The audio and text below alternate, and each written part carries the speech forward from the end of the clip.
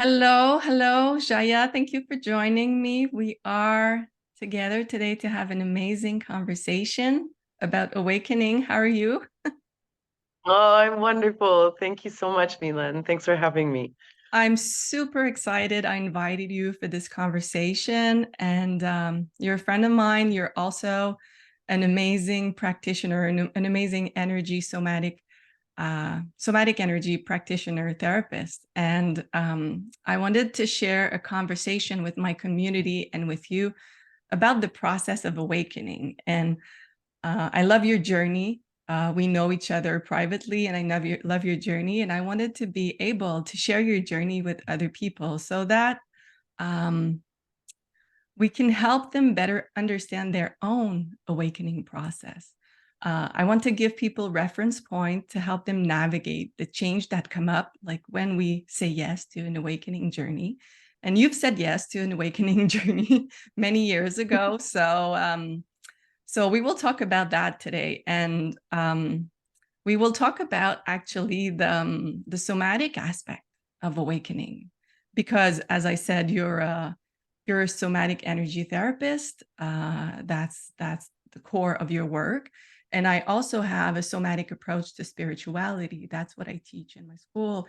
And so I'm hoping today we're going to merge these two experiences that we have so that we can really help people understand the importance of the body when it comes to awakening. So that's the goal today. That's Mm, the intention, to share how much the body is important and the awakening process and the spiritual process. And I remember when mhm. I was going through my own awakening, and I'm still going through it, I wanted to hear stories about, like, how did it happen for you?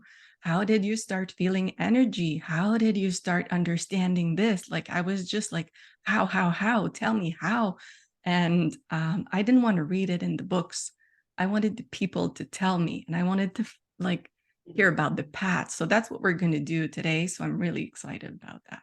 Um, Yes, thank you so much. That's yeah, so perfect. I love that focus. yeah. Yeah. So I will introduce you properly because I think you're a master, Jaya. I've worked with you personally. I was in one of your workshops. We did some sessions together, and I don't give my trust easily to practitioners. And so to me, you're a master, and you trained with a lot of people. You do many, many things. So I would like to introduce you first properly. So you trained as a somatic experiencing practitioner with Peter A. Levine, which his work influences a lot what I teach in my school. You're Mhm. also an advanced body talk practitioner. You've trained with Donna Eden, Dr. Jill Dispenza, Greg Braden. You also traveled in many, many countries, over 30, Jaya?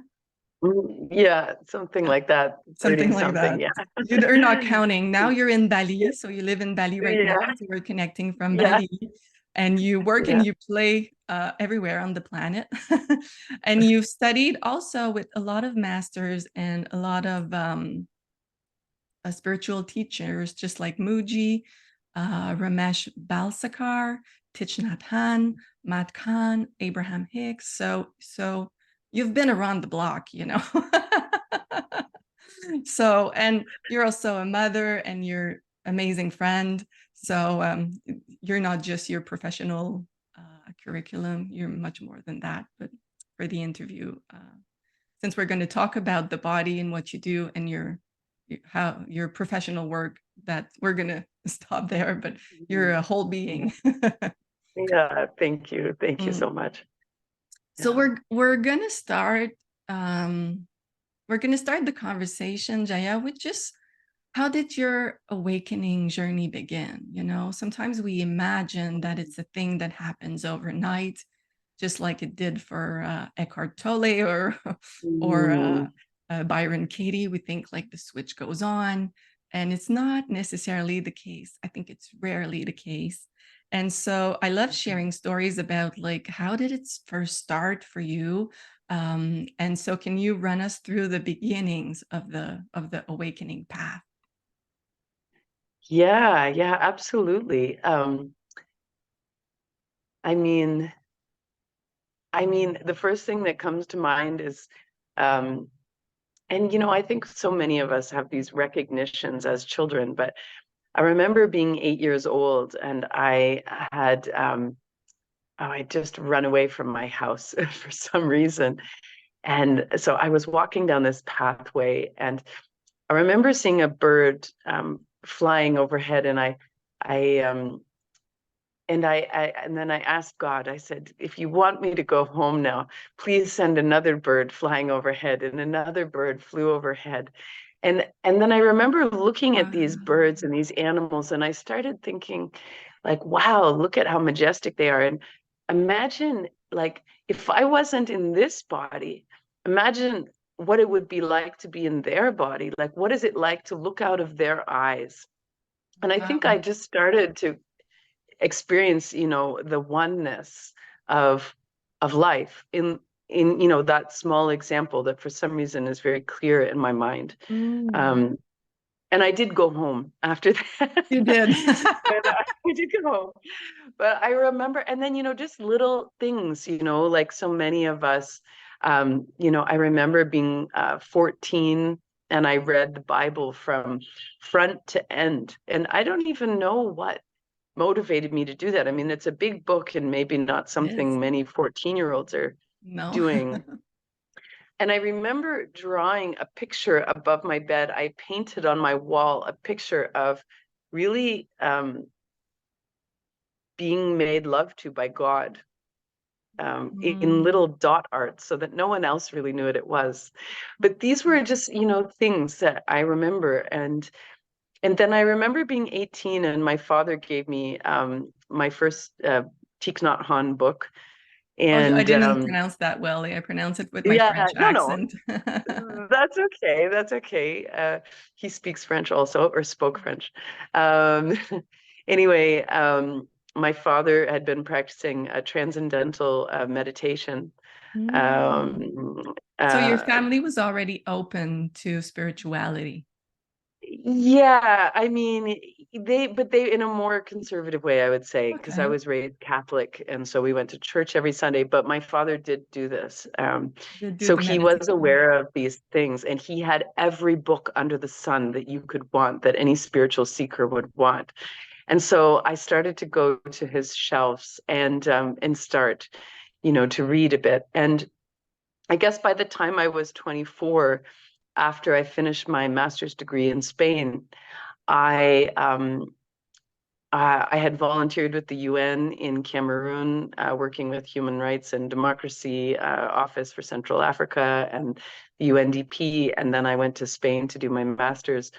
And at the end of that, I decided to go up to Thich Nhat Hanh's monastery, Plum Wow. Village in the south of France, when I was 24. And I think that was the moment where it really things started to shift for me, Mhm. and where I really became quite open to Mm. really receiving any kind of all and any kind of wisdom on that journey. Mhm. Mhm. So what I understand from your sharing is that it was not like a radical thing necessarily. It was like a step by step discovering things, being curious about this, having really I can feel you were a very sensitive child to be able to feel the birds and have the questioning, what's their perspective, and feel the oneness. So you were really a sensitive child from the beginning. That I understand that, but it unfolded like in many steps, right? Yeah, yeah, absolutely. Yeah. Mhm. And so I guess my next question is like, uh, did while you were going on that path and discovering all these things, was it driven by the fact that you had like a lot of people call it the dark night of the soul, or there's symptoms, disease, like difficult things that are pushing us towards awakening? A lot of people that connect with me open the door of awakening or spirituality because they're like at a place where modern medicine doesn't work anymore. This lifestyle doesn't work anymore. What I've Mm, learned, all my beliefs don't work anymore. I'm I'm in the crisis, and that's how they open the door. And not everybody opens the awakening door through the dark night of the soul. That's how I opened my door many times. Oh no, another dark night of the soul. So I'm curious about you. Like, you talk about it like in a very candid way, like in going through the books. And I remember my own awakening, like, pardon my French, but it's a shit show. And it's very difficult, And so I would love to hear about like how what pushed you towards that, Yeah. Well, it's an interesting question because, and I think I've only really started to understand it in the last year and a bit. And interestingly, because I studied a advanced somatic experiencing course called the Eye of the Needle that is about the integration of near-death experiences. And when I attended this course, in April 2022 in Canada with some incredible instructors from the US, somatic psychologists and body worker who had been trained by Peter Levine to teach this course, I finally recognized that it was following my near-death experience in Cameroon from almost dying from malaria of the brain, cerebral malaria, that was my first major experience just prior to going to Thich Nhat Hanh's monastery. About a year prior to that, I had almost died from this in Cameroon. And I went so close to the light. I wasn't eating anymore. I couldn't walk anymore. I couldn't go to the bathroom on my own. I couldn't bathe anymore. I couldn't, so brush my teeth. So my mind was becoming so quiet and so still and so at peace. And wow. It was that moment where I really was so penetrated by that great light, and that it completely mesmerized me, and the effects of it on my psyche changed me, really dramatically changed me. And I remember coming back, like slowly coming back to life, and almost not wanting to, because the peace was so vast in that other state. And I only realized last year, following that course, how profoundly that near-death experience had influenced my spiritual journey, because it was really only following that then I sought out every monastery, ashram, spiritual place on earth that I could get to. And I went, and I went to them unceasingly for the next, decade, really. And I still kind of continue to do it, but with a little less fervor, because I'm now aware of that that light is within my own body. And the source within.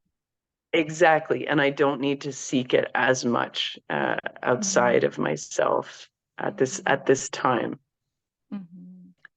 I think it's what you're sharing is so beautiful, because I think it's the purpose of awakening is like figuring out that source is inside of all of us. And of course, teachers are helping and mentors are helping, and the assistance of other people is important in the process of awakening. That's why I'm doing the podcast, because sometimes like we're like in the middle of the dark forest and we don't know where to go, and having people to share their experience is helpful. But I think the goal is exactly what you're saying, to like at one point let go of other people's teachings to really connect with the source from within. So thank you for sharing that. That's amazing. And so the question that comes to mind is like, you weren't afraid while you were sick or close to death, it's like another door or a special door kind of open. Is that right? Like where you experience the shift in consciousness, because most of us are very scared when we're sick.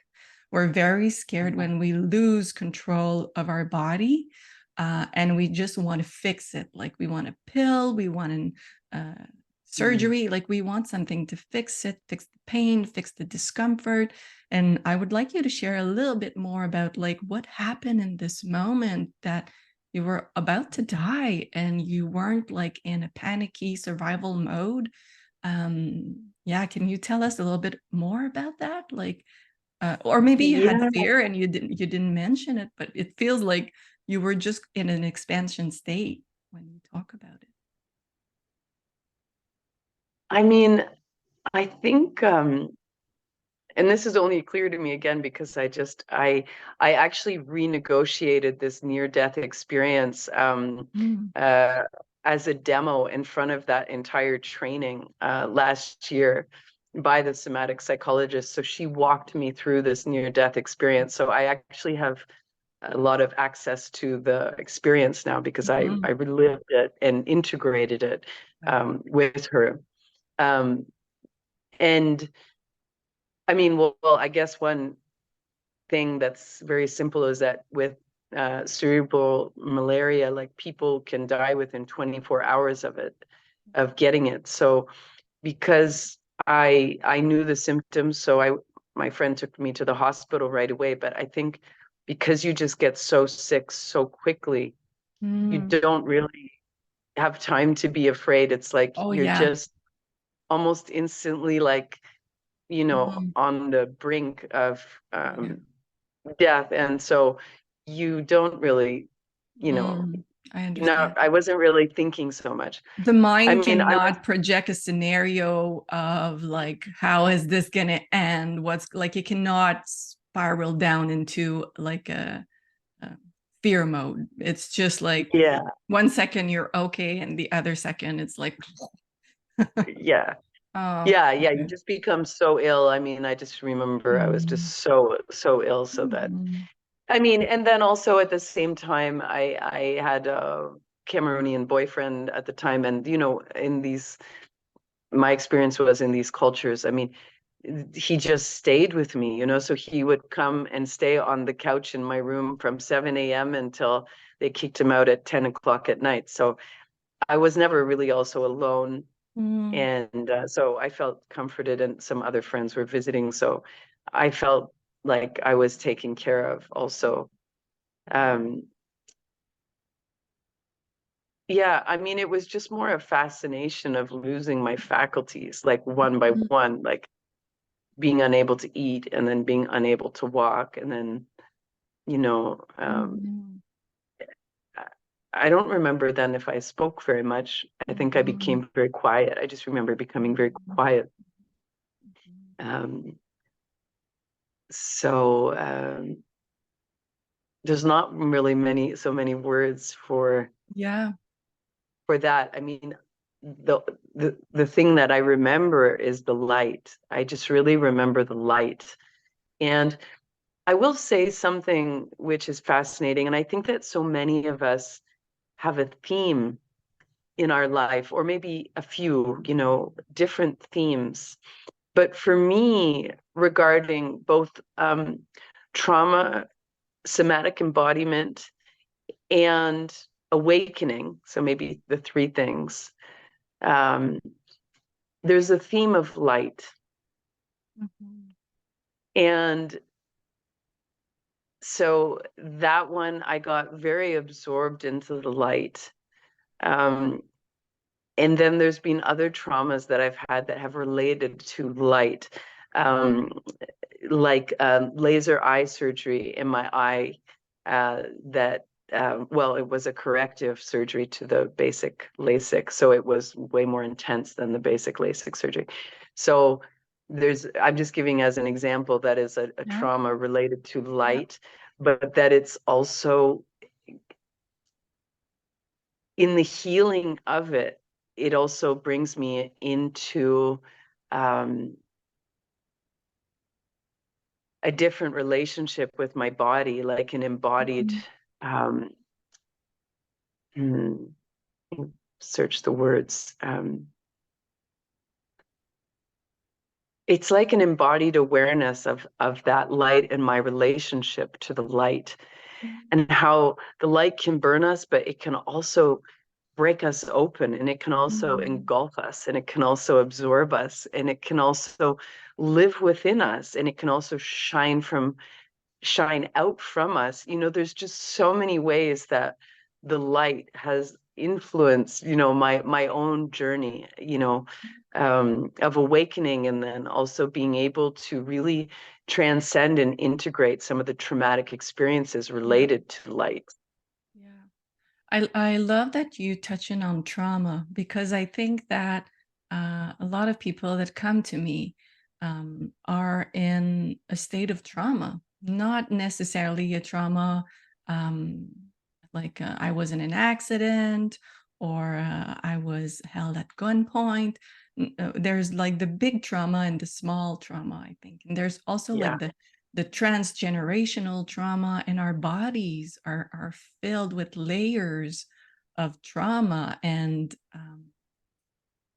I believe that the trauma is also a doorway towards our high self, towards our light. It's there for a purpose, but we can drown into it, as you said. We can really get overwhelmed by all the trauma and not see that, not learn how to navigate it or negotiate the curve, so that we can get out on the other side with the awakening, Mm-hmm. and we can spin right into the Mm-hmm. trauma and just get stuck there for years and years and years. And so Mm-hmm. that's what I help a lot of people do. It's like, get out of the spiral, and I think that's what you do too. You teach people how to transition from the trauma to the light. But how do you do Mm-hmm. this, and maybe we can talk a little bit more about that, because a lot of people think that you do it with your mind. We teach that Mm. the mind is, you change your thoughts, you change your biology. Of course, yes. But like, when you're deeply traumatized, you can not only change your thought, like the survival, the trauma, the prince of all of this is in the body, eh? Like, it's really, you Mm-hmm. have to Mm-hmm. work with the body. So even if you know that you have trauma, even if you know your triggers, even if you know all of these things about the trauma, and you can do a lot of explaining of the trauma, the Mm-hmm. explaining of the trauma will not get it out of the body. And so you talk Mm-hmm. about your own trauma, and I often share that I have a lot of trauma. I'm here because I have a lot of trauma. I learned how to navigate and renegotiate the trauma. But I think I would like you to share with people, like, what kind of role did your body play in, like, um, renegotiating the trauma curve and getting freed from the symptoms. You said from the malaria or from the surgery or other traumas you had in your life. Like, what role did your body play in, like, transitioning from trauma to awakening? You know, Mm-hmm. because Mm-hmm. I think it's Yeah. the And that's, core. Like, it's the core of what you do. It's also the core of yeah. what I do. But I feel like it's the dead. How do you call that? The dead spot, that angle, Mm-hmm. Like like the that blind most, spot. the blind spot, thank you, that a Yes. lot of us Yeah. don't see. And we try to, like, we go to therapy and we talk about the trauma, but at one point, like, you just get stuck in the loop. So yeah, I'm wondering, Yeah. like, if you can share how, for yourself or for your clients, the what's the role of the body in all of this? Yeah. Yeah. I mean, I have to say that doing that, Dr. Peter Levine's 3-year somatic experiencing training saved my life. I took it to try to help my son with different medical traumas. That was my thought. at the time. And then, of course, to help my clients, I thought I will integrate it into my work. But then, of course, it saved my own life because I was going through such a difficult separation at that time that sincerely, I don't know how I would have made it through that period without having been attending those, 4-day, 5-day, trainings over the course of those years. So uh, sincerely, yeah, it's from my own experience that I offer this work because it worked so well for me. It helped me so much to get out of that. At that time was more of a dark night of the soul, that was more, Yeah. in maybe 5 years ago or so when that was more the case. But yeah, so I mean, ultimately, I think if we can feel our way through those difficult sensations or overwhelming sensations that get stuck in the body due to, thwarted fight, flight, or freeze responses. Peter Levine says if we can befriend those sensations and really allow ourselves to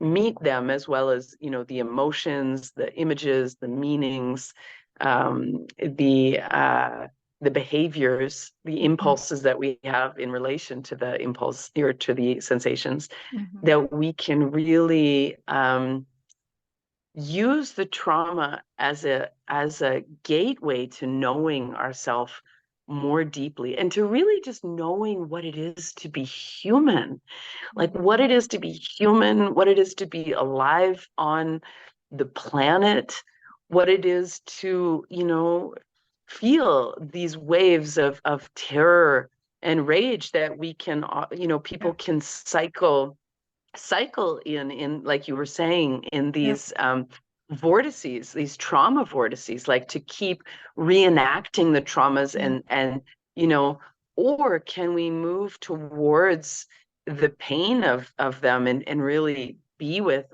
all parts of them, and then find our way, Dr. Levine would say, into the counter vortex, like into the vortex where there's more resourcing and resilience and more ease,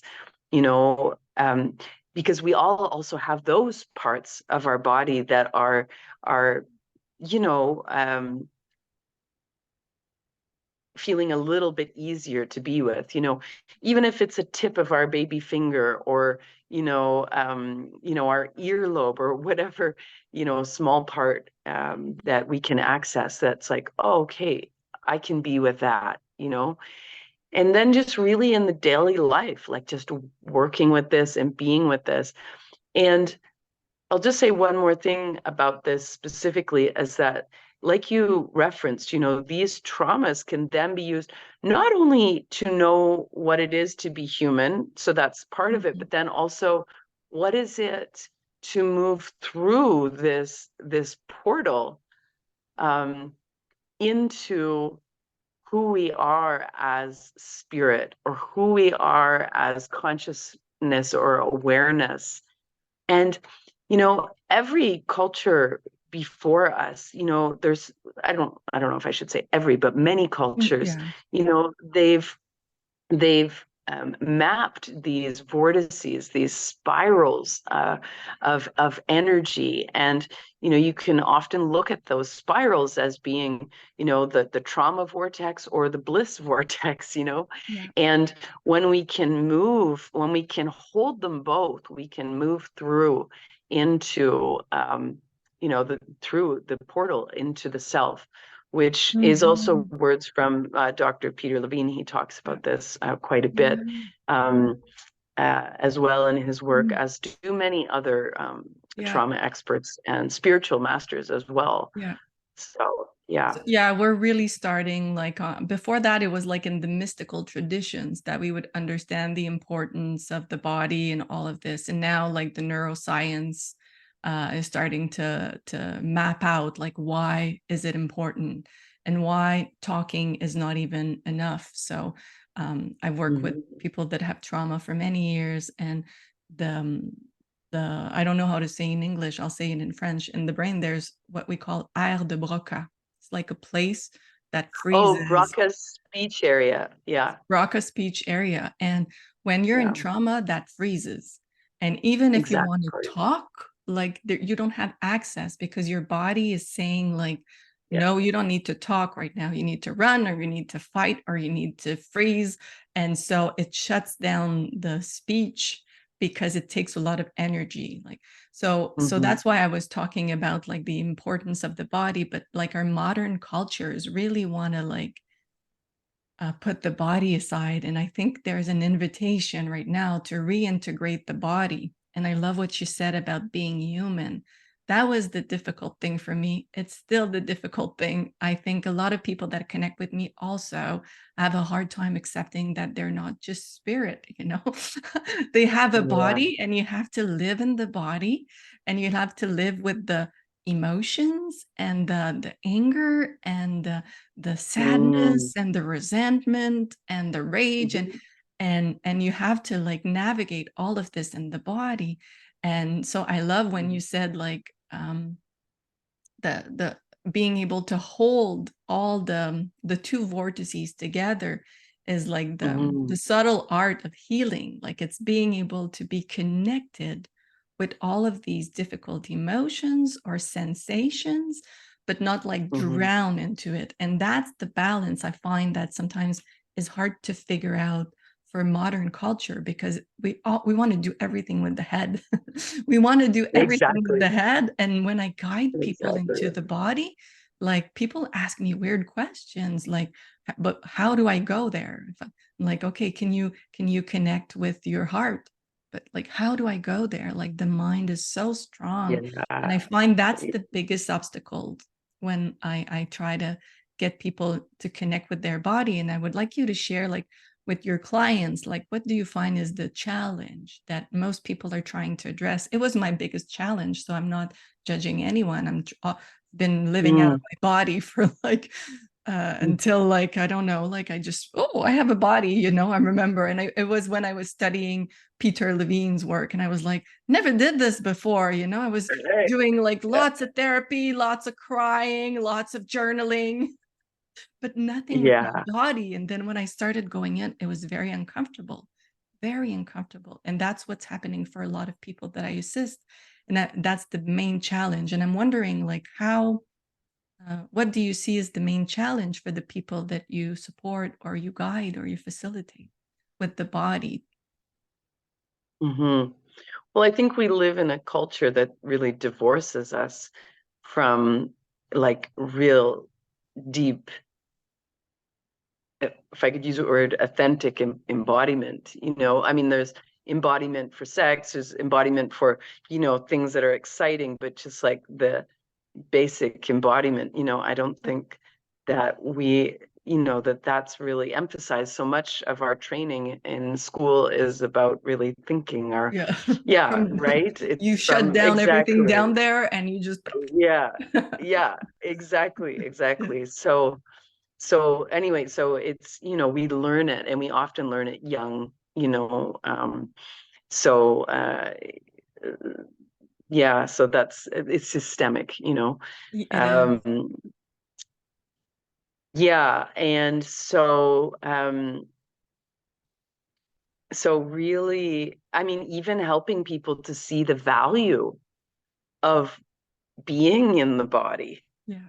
you know, it's because it's so undervalued, I think, in so many ways, unless you're like an elite athlete or something Yeah. that's very, you know, um, so And even then, um, Jaya, if you're a yeah, elite athlete, like you're going to be in the body, but not necessarily with the emotions and I call yeah, this the yeah, somatic anatomy. That's the word I created to talk about like the thing, you know, you have a somatic yeah, anatomy, and the athletes yeah. are sometimes not so connected with that. They're connected with the body, but not necessarily the somatic part of it. Yeah, also, yeah, Mhm. absolutely. Not all of them, but Yes, yeah. I mean, I guess it feels as though we have to get fed up enough of not feeling alive, not feeling vibrant, not feeling like we're able to connect to our gut and really live our soul purpose here. I mean, I think that when people get fed up enough of the symptoms of being disconnected, then they come to find these solutions Yeah. that exist by coming home to the body. And my sense is when people have tried talk therapy enough and it just hasn't shifted their feeling of being stuck or frozen or their nervous system always being on, that, by grace, somehow they find out about somatic work and different ways to really be able to come home to their somatic embodiment. Mm-hmm. Yeah, and then I think they're convinced of the journey, that it's Yeah. worth it, that it's worth the discomfort, because as you know, and I know, it's very uncomfortable Yeah. to be with this in this way. Um, That's why we and need but like a then, safe container. Like I worked with you, yes, and exactly. like that's what was very amazing for me to witness, because I've been a therapist for many years, and so um, the depth of healing that I need to do, like I really need someone that is very solid and that is going to be a really solid container, because the layers that I'm touching, the more I go, the deeper I go into the healing. And so we need like to have a Hmm. safe container to Oh, yeah. renegotiate these sensations, these uncomfortable sensations. Otherwise, we re-traumatize the nervous system. So maybe we can talk about this a little bit, Absolutely. Jaya. Maybe some people are connecting with us, listening to this, and they're like learning about the first time for somatic experiencing. Like you and I, we talk about it like it's our regular life, like I was teaching this, you're like you train for this, like it's our normality. But maybe for someone that is new to this, like what could you tell them so that they better understand their nervous system and how not to re-traumatize it? Yeah, in the renegotiation of trauma and in coming home to the body, like through that process, that therapeutic process. Yeah. Um, well, first, it's what you exactly said, which would be, to find someone that you feel very safe with. That's, I think, like safety first, like Yeah. we have to feel safe with our therapist, and, and some degree of resonance, like that Yeah. there's a Yeah. a nice rapport there. Like we can do it Um, alone, but it's hard. It's hard to do it on your yeah, own. yeah, and the thing is because so much trauma happens relationally, and also because, Peter Levine as well, he says, trauma happens in the absence of an empathic witness. So many of us have, we become traumatized because someone wasn't there to hold us when we became completely overwhelmed by a threat. Exactly. So, so yeah, so it feels like, I think in many cases when the overwhelming threat has been, uh, fairly significant, that in fact we do need someone to at least help us to contain some of that activation, at least at the outset, as we start to dip into it, so that the nervous system can start to have a different experience of those sensations and of that event. Mhm. um, because it's really paramount to have that safe container so that we can start to experience it and then transmute it, uh, through that empathic presence, and by being able to titrate more with the sensations so that we're not as overwhelmed, and we can renegotiate the trauma, therefore, instead of being re-traumatized by it. Mhm. Mhm. So so if somebody's listening right now and they're going like, "Oh, I think I resonate with this," and like I would like maybe to understand more how I can calm my nervous system, when I feel overwhelmed, because I think we live in a society where, especially like the modern cultures, well, it's now all over the place, like all over earth, like we're overwhelmed everywhere. Like the Mm-hmm. fast-paced life, like everything is going so fast. We have so many mails, so many things to attend, Mm-hmm. and it's really hard, even if you don't have like a trauma, like it's really hard because we are constantly overwhelmed. And so I'm wondering if you could share like a tool or something or an example of what someone could do if they're feeling overwhelmed. It's back to school right now while we're filming this.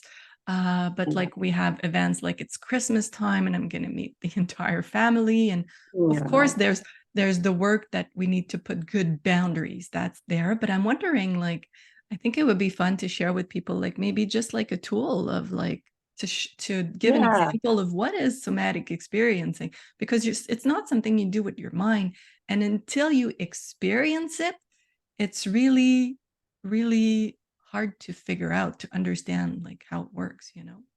Mm-hmm. So Absolutely.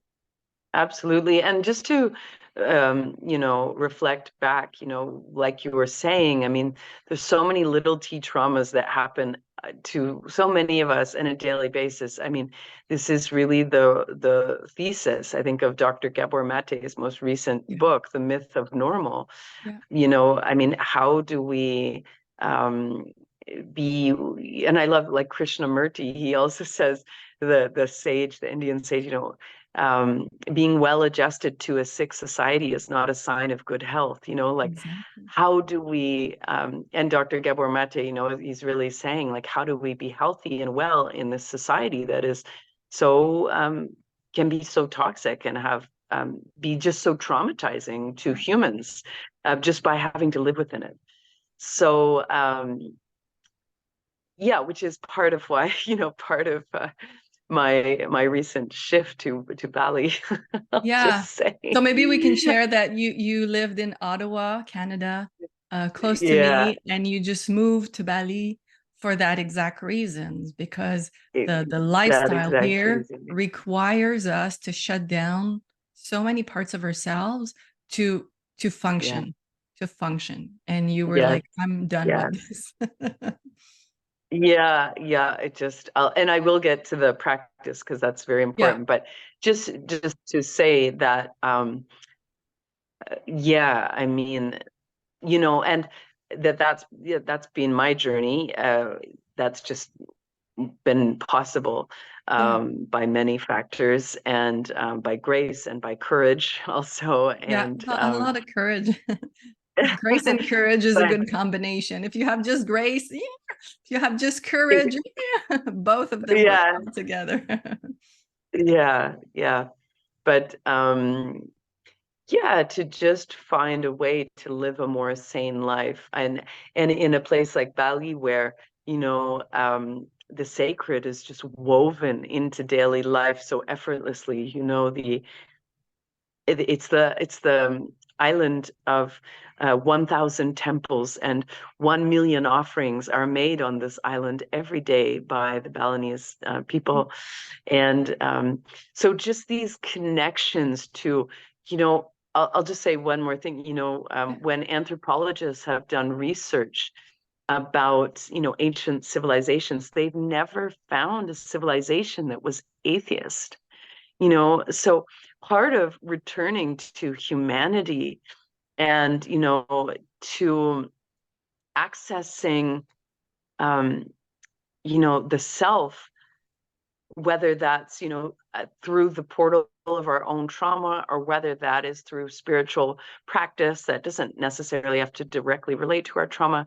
But this is so essential, I think, at this time on the earth, on the planet, Yeah. is to recover the sacred nature of everyday life, of living, of what it is to be human, and to have reminders of that around us every day, so that we can recalibrate to this slower frequency, to the rhythm of our body's inner rhythms, to the natural rhythms of the planet, to all of these things that in and of themselves, just recalibrating, um, you know, assist the nervous system in self-regulating, like just these things alone help to bring us out of a trauma response. That's Mm. just some very simple things, Mm. as nature does for us, even if you're living in the West, so we can go for walks in nature, we can make offerings to the earth. Mm. There's so many things we can connect with our ancestors. There's so many ways of bringing sanity to our lives. Um, and did you want to say anything else before I share a practice, a somatic practice? Was there Well, anything you yeah, wanted? I just love that you're talking about like recovering the sacredness of everything. Because Mm-hmm. when we think things are profane, when we don't see the sacredness in us and others in the environment, we become really disconnected. So it's not Mm-hmm. about like being esoteric and woohoo and going around with crystals and rocks in your pockets and No. putting incense everywhere. I think the new age industry is really profiting from this. We're collectively, we're really awakening on earth, but there's also like an industry of Of awakening, if I course. can say. And it's really how to find really your center and know that you're a divine being. We are divine beings, and it's not Mm-hmm. about a Mm-hmm. religion. It's not about did I do enough this or that to become sacred or divine? We're a divine multidimensional being, and going back to Mm-hmm. that really helps. Anyway, really helps me with my nervous system, because before that, I was Absolutely. living as a machine. I was living Yeah. like I'm going to do this, and always and I'm still a growing edge for me to not like beat myself up when my body is not attuned to the fast-paced life. I'm a really slow person. Mm-hmm. So Mm-hmm. and I Mm-hmm. always go back to I'm a sacred being. I'm a divine being. I don't need to go so fast. So I love Mm-hmm. that you shared that, recovering the sacredness in our Mm-hmm. modern cultures. Yeah. It was beautiful. Yeah. Yeah. Yeah. And knowing ourselves in this way, um, reconnects us with our power, like just with our Oh, power as these yeah. divine, multidimensional beings, like you said, like just the power of who we are as spirit, as consciousness, as Yeah. awareness. Um, and power is really the antidote to trauma, I to love the that. feelings of helplessness, Yeah. of powerlessness that go with trauma. So just connecting into these, to ourselves in this way is such a beautiful way to integrate trauma as well, Yeah. in a simple way. Yeah. Yeah. And so many of us feel powerless. Like that's really when I do one-on-one sessions or when I do a full semester, like feeling like there's nothing I can do. I'm stuck in this world. I don't have any power is like a common thing for people. So I love that you link feeling connected to our sacredness to power, because that's really, really true. That's when I agree with you. That's when I see people tapping into their highest power, not just the power, the small power on earth, like not power Mhm. over others, the power from within. Exactly. Yeah. So, oh, thank you for Exactly. sharing this. That's beautiful. That's so Yeah. beautiful what you Yeah, said. it's Yeah. beautiful. Yeah. Yeah. Because that's what we want. Like, I'm not interested in power over others. I don't want to Hmm. control what's happening here, there, but I really want to tap into power from within, because Hmm. that's where I feel like, oh wow, it's okay for me to be human. It's uh, okay. I can do this. Yeah. Mhm. Yeah, and when we can help to connect our clients or, friends or whoever and ourselves to that innate power, I mean, then that's the sustainable healing, that's the sustainability of healing, Yeah, because when people can then build on that, then they're on their own journey, and then they can yeah, do their own somatic exercises in their daily life, and yeah, they can just run with it, yeah, and that's yeah, really like a full sustainable healing, which outcome, which I Yeah. just feel so inspired by. Yeah. Yeah, Mm. yeah, to see people, when they ignite in that way, then you just know that it's going to last and their life is going to change. Mhm. And so we keep postponing talking about the exercise, but that's okay. Yeah, Something else is coming yeah. up, but it's what's what I want to share with the audience is like to remember that it's possible to Mm, connect with your power is possible, because if you're right now listening and you're in the dark night of the soul, or you're like coming back from really deep trauma, or you look at the collective and you hear a lot of despair, like we're not we're not going to get through this, or I'm never going to get through this, or I'm going to be stuck in here forever. So I know for me in my healing journey and my awakening, that's a thought that I often have. Like I'm going to be stuck here forever. Like the ego mind is really serving me. Like you're powerless and you're going to be mm, stuck here forever and ever and ever. mm, And if you reincarnate, it's going to be the same. Like it's this is the story of my mind and my ego. And so I think we're all on a journey to gain back our power, right? And so mhm. sharing with people that it's possible, because I remember telling you when we were in a workshop, like, Jaya, I think you're very solid. Like, and you told me, well, I did a lot of work. Like I had a lot of obstacles, and I had a lot of challenges in my life. And now I see this well-balanced person, like, and this person that is like, uh, it's possible to get out of it. That's what I want to say, because Right. I think sometimes we forget about it. We forget that it's really, really possible. And if you're struggling at home and you're listening to this and you're thinking, well, I don't think it's possible for me. I've been trying this for many years. I remember being there and thinking, I worked so hard. Like, it's not, why isn't it moving? And it was not moving Mm, because I was not using the right tool. I was trying to do everything with my mind and my mm. emotion and not with my body. So maybe that's what I would like to share with people. Like, it's possible. Like, you and I did it. We're still doing it. We're going to do it Yes, till the end. exactly. But I'm at a Yeah. much more comfortable place now. But Oh, yes. I remember like meeting with someone that told me her story, a mentor, such a difficult story. And now she was like super well balanced. And I remember her telling me it's possible. And I was like, oh, I'm Mhm. going to get out of the shit show at one Oh, point. yes. It's possible. So that's what I want to share, because when you said the Yeah. power, I want to remember people it's possible. It's very possible.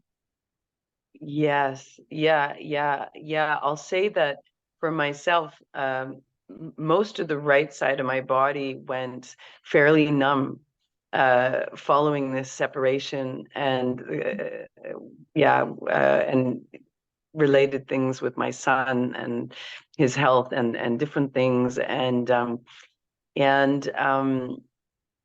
I can say uh, it took a few years and in total to really fully come back, Yeah. but I can say that I'm pretty much 100%, let's say 95,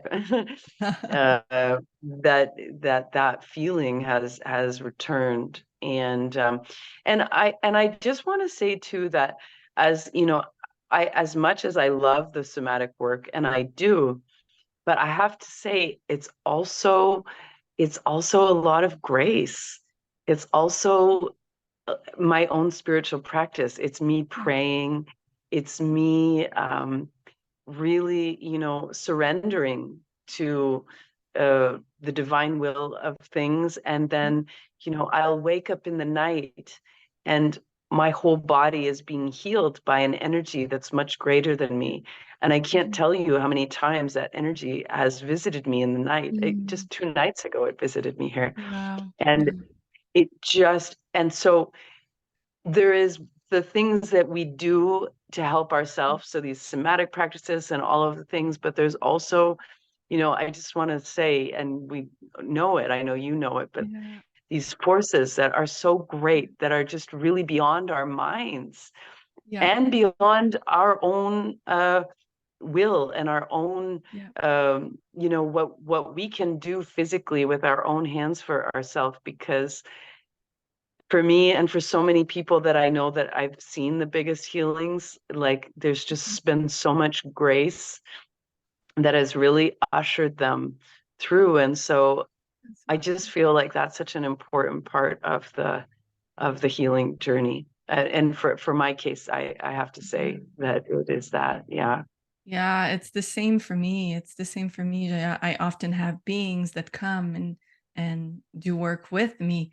But I often say I started feeling these beings or opening up to other dimensions, other realms of consciousness once I started doing work with my body. So I was doing a lot of work before that. I was going to Yeah. therapy. I was super sensitive. I didn't know I was clairsentient. I would feel everybody's body. It was like a mess. My nervous system was a mess. And like kind of knew there was something else, kind of knew, but it was more faith than direct experience.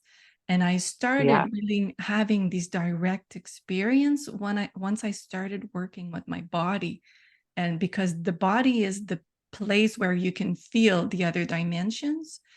If you don't feel your Hmm. body, you will not have a really good access to the other dimensions. You cannot Yes, access that's other it. dimensions with the mind. The mind cannot go there. But yeah, so it's coming back to like what kind of practice do you nurture in your life? And um, you said like Yes. you pray and you do all of these things. I have an altar right there. I do an altar with Yeah. intention. But really, what I do regularly is like I check in with my body, which is something I never did before. So I Yeah. started checking in with my body maybe like 15 or 12 years ago. And I do this regularly. And checking in with my Mm. body is really the thing that helped me now talk with the Arcturians, the Pleiadians, the Hathors, like having all the multidimensional beings connect with me as if it was on Earth. To me, there's no distinctions now. Yeah. But I needed to do Yeah, work with my exactly. body. Otherwise, like it was like I see something, I feel something. Well, it's gone, because my mind Yeah. would take over. So I don't know if you relate with that. Like the working with the body makes a huge difference in Oh, receiving grace. yeah. Oh, yeah, absolutely. Absolutely. Yeah, it's almost like it then has a place to land, because Exactly. it's like, yeah, like it has a location here on Earth where it can enter, Yeah. because we're connected with it. And then we become like the gods, when Yeah. we are connected through our bodies Yeah. and to those other dimensions. And really we become these gods on Earth. It Yeah. really. It connects back to what we were talking about sacredness. Like you become the Hmm. sacred container to receive Right. all of this. But if you're not in Absolutely. the sacred container, if you're a container in survival and in Yeah. like panic, it's not going to land. You might have glimpses. Like Yeah. it's going to come, but like it's not necessarily going to like sink in. Yeah. Yeah. Exactly. Mm. Yeah, and just one more thing is coming from Dr. Joe Dispenza's work, who's a famous scientist and uh, neuroplasticity. Mhm. Uh, really just a fantastic leader, probably the leader, I guess, in the States, but probably the Yeah. world. And, he says that people heal the most quickly when they and so he's coming more from the mind and the mental and how that affects the body. Yeah. And so when they start to feel so good that they don't even mind about their illness anymore, that they just say, you know what, I'm happy, I'm going to be happy, I'm going to be I'm going to be um, whatever's happening, I'm grateful. There's also this and this great thing going on. Yeah. And it's in those moments that the grace enters them, that they have the Mhm. miracles, because they no longer um, resonate with the disease or the energy that has anchored the disease in the body. It's like it's no longer being validated. It's no longer being, You don't held in, identify with it. identified. Exactly, Mhm, exactly. mhm. And so it just leaves them. And this is what he has found from, his thousands and thousands of scientific experiments with miracles and with neuroplasticity, is that Yeah. that's when people heal, and when the grace just really creates miracles for people's health. So I just wanted to mention Yeah. that Yeah, getting way out of of the thinking. head, like the head, like the mind is Yeah, just like it's that's why I always go back to the body because my mind will tell me you're never going to get out of this or this is going to be yeah, forever or you're going to die with this thing and I'm like this is not true. This is just like an old program. Okay. So if it's yeah, not true, what is true? And then I come back to okay, what I feel. What I feel. yes, That's the yeah, really main thing for me. But yeah, it's hard to not give all the power. We were talking about power, not to yeah. give the power to the repetitive, compulsive mind that is telling you the Hmm. same old boring story. Right, right. Mm. Yeah, and that really cycles the trauma, the story of the trauma, just again and Yeah. again and again, and Mm. really reinforces the way that Yeah. it's wired into our physical Yeah. bodies. Yeah, Yeah. yeah. Wow, so like a long curve. But so interesting, Jaya, so interesting. I'm pretty sure people that are listening are finding nuggets of gold in what we're saying because um, really understanding the role of the body is very crucial to be able to move on in whatever step you are in your life. Move forward. Hmm. I mean, not necessarily move on, but move forward. Hmm. So if we come back to the nervous system and the tool, maybe we could, I see the Yes, hour is flying by. Maybe we can end with yeah, like a tool, something that people can use at home to absolutely. empower themselves, to calm the nervous system, to remember that Hmm. they have power, they got this, it's going to be okay. Hmm. So Hmm. Yeah, yeah, absolutely. So, yeah, so I would say one fantastic, I'll show you two quick exercises from Peter Levine's work.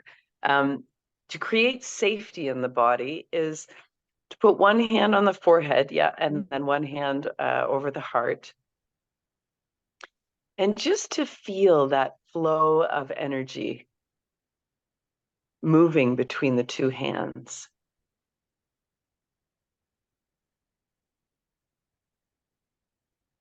Yeah, and then when you can really start to sink into the flow that's happening there, then it's harder to think. yeah, Like yeah, the mind cannot go everywhere. yeah, yeah, exactly, exactly. And then to just take the hand from the forehead down to the gut. Yeah. And then just connecting now the heart brain with the gut brain as well. And as well as feeling that flow again between the two hands. So So the antidote to stuckness and trauma is flow. I was going to say, yeah. Go ahead. So I'm thinking, Jaya, a lot of people will do this and not feel much in the beginning because Mm-hmm. sometimes we're so like used to being in the mind. So, and a lot of people think like, oh, I need to start to meditate, but they can't stop the mind. And I think that would be a Mm-hmm. better step to start with, to do this, Mm-hmm. to do this Absolutely. small periods in the day many times instead of like Yeah. to get accustomed to working with the body and to having the Yeah. physical impact on the nervous system will help you calm the mind. Yeah, absolutely.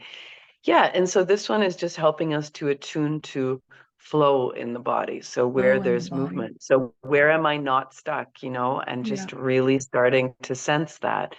And the second one would be to put Yeah, the I right love this hand one. under the left armpit. Yeah, I use it Yeah, a lot. I use it If a I lot too. feel, like, yeah, just immediately bring safety. If I Yeah. feel afraid or, something, or stressed, I'll just do this. And it just tells the nervous system right away that we're safe, that we're contained, The that nervous we're system held. doesn't know it's you. Yeah, It feels exactly. like a presence. It doesn't differentiate. Is it another person? Is it myself? The nervous system Yeah, gets, oh, I'm feeling contained. yeah, exactly. I really Exactly. feel my So heart going like this, like calming. yeah, Do this. yeah. Yeah, I can feel my muscles in my arms, even just letting go even a bit more. Yeah. And I would say there's one last one I'll share, which is just really so central to this work of somatic experiencing that Peter Levine shares often, is the VU sound. And that Yeah, you VU taught me sound, that. My neighbors are like probably thinking I'm woohoo because I do it all the time. So yeah, yeah. okay. I mean, it just when the vagus nerve gets tight and locked into a freeze, or even if it gets locked into locked on, so more like a fight flight, like if it's more like yeah, just tensing up, Yeah. so then this sound will just release the nerve Mm, and bring us back into rest and digest. mm. So why don't we inhale and we can do it Okay. together and show people. I mean, Yeah. essentially the sound is VOOH, and we can just drop the breath into the belly as much as we can and let the breath fully go out. And then when it's gone out, then we can just let it come back in. And maybe we'll just do three. Why don't we just do Okay. three of them Yeah. together now, and then people can join Yeah. Join us. when Join us. they listen. Yeah, Yeah. absolutely. I felt So silly in the beginning when I was doing this on my own. I was like, it was very helpful that you did it with me. It was like I could feel the like uh, feeling a little uncomfortable, and then once you started, I just followed and joined. So yeah, people can join us. That's amazing. yeah. Yeah, and it feels fantastic. And just to say that Western medicine also recognizes this release of the vagus nerve to be really essential to also the healing of PTSD, like and trauma. They actually insert. They can put little machines in your chest to vibrate the nerve. And they do that with extreme PTSD patients. But we can also just make the sound, and it's a much Yeah. easier way Yeah. to Very help. Yeah. convenient. Yes, Okay. exactly. So let's inhale together, Mylène. Yeah. Ooh.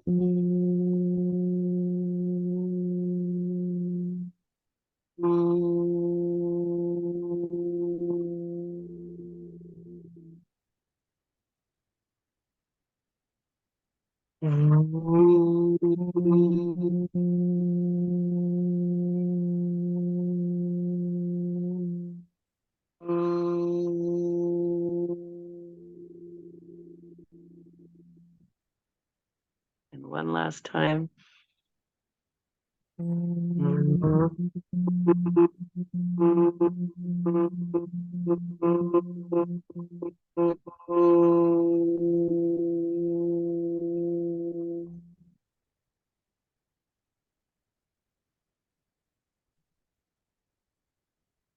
Like Yeah, and just tingling rest. everywhere. Yeah, sense, feel what comes, after making the sound, and just to be with whatever comes up in each person. It'll probably be a bit different. Mhm. Just to let ourselves feel it and welcome it Mm. until it lets go and does something different. Yeah. Yeah. It's like the ability to follow the process in the body, to listen Exactly. to the process of the body, and we're disconnected from that.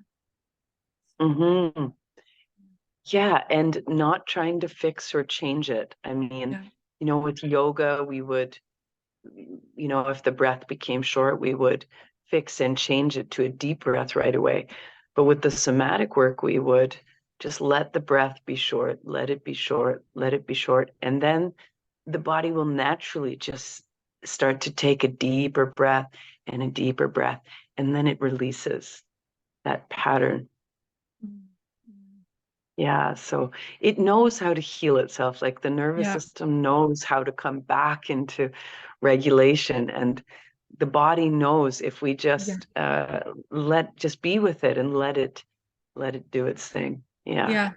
Yeah. Learn how to let it be and let it do its thing. Get out of the way and listen to the exactly, body. exactly. Yeah.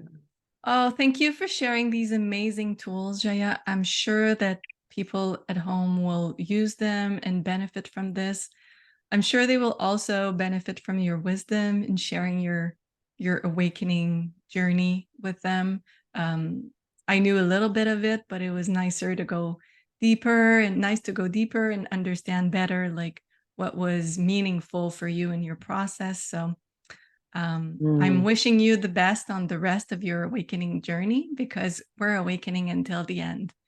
And that's even it. when we transition, we keep on awakening. It's a like ongoing process, you know.